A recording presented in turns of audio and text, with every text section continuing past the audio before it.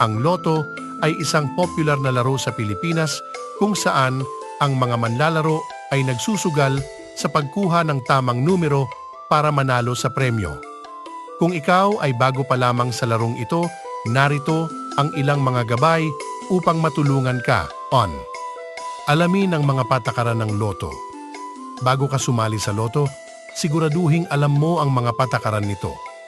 Dapat mong malaman kung paano pumili ng numero, kung paano magbayad ng tiket, at iba pang mahahalagang impormasyon. 2. Mag-ingat sa scam.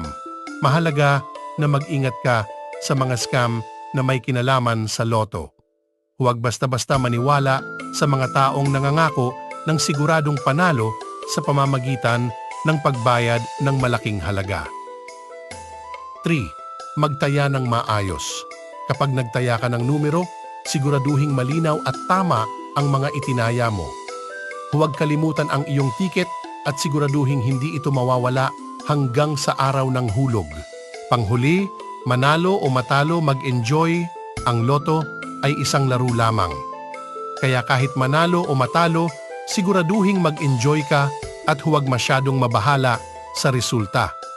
Nawa ay makatulong ang mga gabay na ito sa iyo sa pagpasok sa mundo ng loto.